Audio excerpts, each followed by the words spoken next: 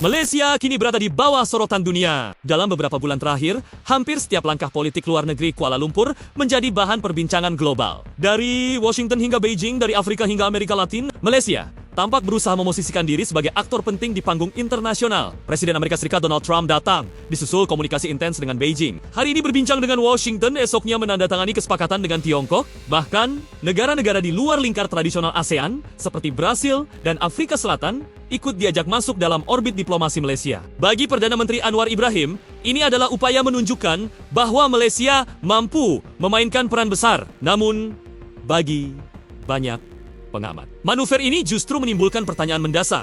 Apakah Malaysia benar-benar sedang memperkuat ASEAN atau justru menyeret organisasi regional itu ke dalam pusaran konflik global yang semakin rumit? ASEAN, yang selama puluhan tahun dikenal sebagai kawasan paling stabil dan damai di Asia, kini mengalami perubahan wajah yang drastis. Wilayah yang dahulu dijadikan contoh keberhasilan diplomasi regional, kini dipenuhi ketegangan, konflik bersenjata, krisis pangan, dan kegaduhan politik lintas negara. Banyak pihak mulai bertanya-tanya, apa yang sebenarnya terjadi dengan ASEAN?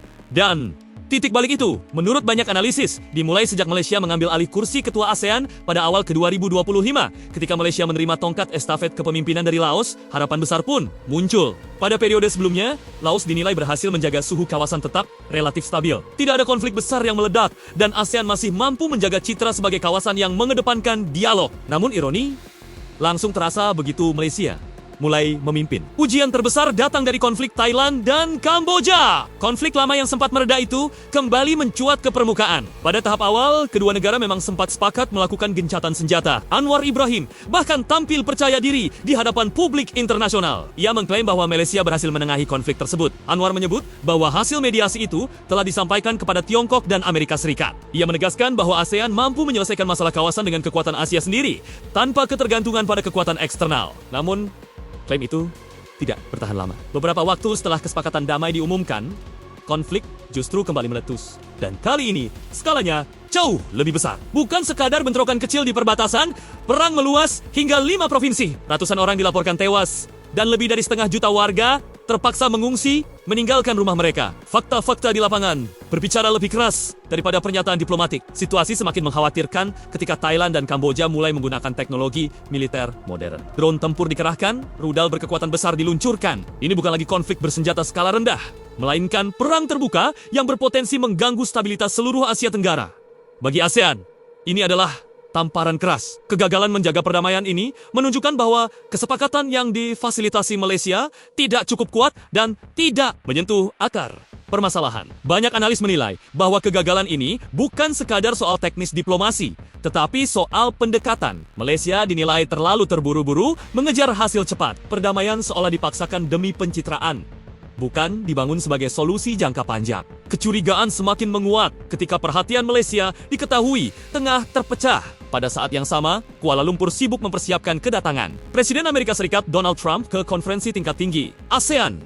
Banyak pihak menilai bahwa Malaysia ingin menunjukkan kepada dunia bahwa di bawah kepemimpinannya, ASEAN kembali menjadi pusat perhatian global. Namun, harga yang harus dibayar ternyata sangat mahal. Kontroversi semakin besar ketika muncul laporan bahwa Amerika Serikat ikut terlibat dalam penyusunan proposal damai antara Thailand dan Kamboja. Pendekatan yang digunakan bukan semata diplomasi, melainkan tekanan ekonomi. Menteri Luar Negeri Thailand secara terbuka mengkritik langkah tersebut. Ia menegaskan bahwa tarif dan perundingan dagang tidak seharusnya digunakan sebagai alat tekanan dalam konflik bersenjata. Kritik ini menggema di kawasan, namun tampaknya tidak mendapat respons yang memadai. Malaysia, sebagai ketua ASEAN, dinilai gagal menjaga netralitas dan kemandirian organisasi. Gelombang kritik belum berhenti. Keputusan Anwar Ibrahim mengundang Donald Trump ke KTT ASEAN memicu penolakan luas, terutama di dalam negeri Malaysia sendiri. Sejak awal, langkah ini ditentang oleh berbagai kelompok masyarakat sipil. Demonstrasi besar-besaran pecah di Kuala Lumpur, melibatkan puluhan organisasi yang menyuarakan penolakan terhadap kehadiran Trump.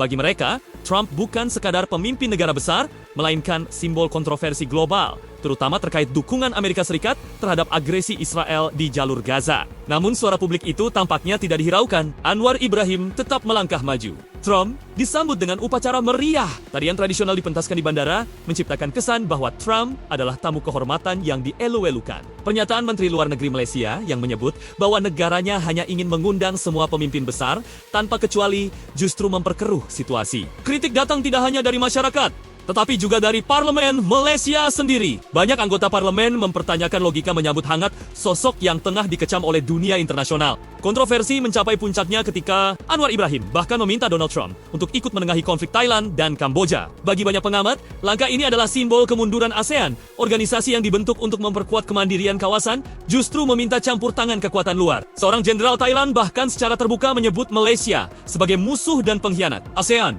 Pernyataan ini menjadi bukti betapa dalamnya retakan kepercayaan antar negara anggota. Di dalam negeri, situasi Malaysia tak kalah panas. Pada pertengahan 2025, gelombang demonstrasi besar mengguncang negara itu. Lebih dari 18.000 orang turun ke jalan menuntut Anwar Ibrahim mundur dari jabatannya. Kekecewaan publik dipicu oleh lambatnya realisasi reformasi yang dijanjikan. Padahal Anwar telah menjabat hampir 3 tahun. Di saat rakyat menunggu perbaikan ekonomi, pemerintah justru menaikkan pajak dan tarif listrik, membuat beban hidup masyarakat semakin berat. Masalah tidak berhenti di situ. Anwar juga diterpa tuduhan penyalahgunaan kekuasaan dalam sistem peradilan. Keputusan jaksa pemerintah yang membatalkan tuduhan terhadap sejumlah tokoh yang berafiliasi dengan pemerintah memunculkan dugaan tebang pilih hukum. Mantan Perdana Menteri Mahathir Mohamad secara terbuka menuduh Anwar menggunakan jabatan untuk menyingkirkan lawan politiknya. Tuduhan ini menggema luas dan semakin menggerus kepercayaan publik. Anwar merespons demonstrasi dengan menyalahkan kelompok Partai Islam sebagai dalang kerusuhan. Namun, narasi ini tidak sepenuhnya dipercaya. Ketidakpercayaan publik tercermin jelas dalam hasil pemilu Sabah. Koalisi pemerintah pusat tampil buruk. Partai-partai pendukung Anwar gagal meraih kursi signifikan. Sementara kekuatan politik lain justru mencetak sejarah baru. Ini menjadi sinyal kuat bahwa legitimasi Anwar di mata rakyat Malaysia semakin rapuh. Di tingkat regional, kegagalan kepemimpinan Malaysia semakin terlihat dengan munculnya krisis pangan dan energi. Myanmar menjadi contoh paling nyata. Lebih dari 16 juta warga negara itu mengalami kerawanan pangan akut. Ratusan ribu anak menderita malnutrisi berat. Harga bahan pokok melonjak hingga 4 kali lipat. Namun, ASEAN dinilai gagal merespons secara kolektif. Tidak ada koordinasi kuat, tidak ada aksi kemanusiaan terpadu. Dampaknya terasa luas. Harga beras dunia melonjak. Produksi padi ASEAN diprediksi turun hingga 10% pada ke 2028.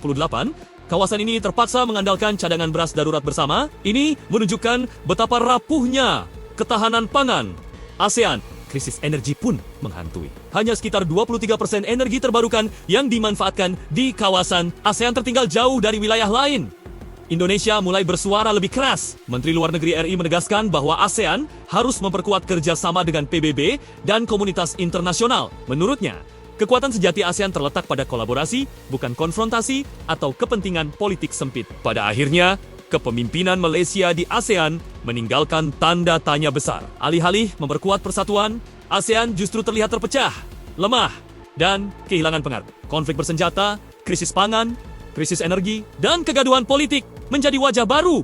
Kawasan yang dulu disegani. Pertanyaannya kini sederhana, namun sangat menentukan masa depan Asia Tenggara. Apakah ASEAN masih mampu bangkit dan menemukan kembali jati dirinya? Ataukah organisasi ini akan terus terperosok dalam kekacauan akibat kepemimpinan yang salah arah? Semua mata kini tertuju pada masa depan ASEAN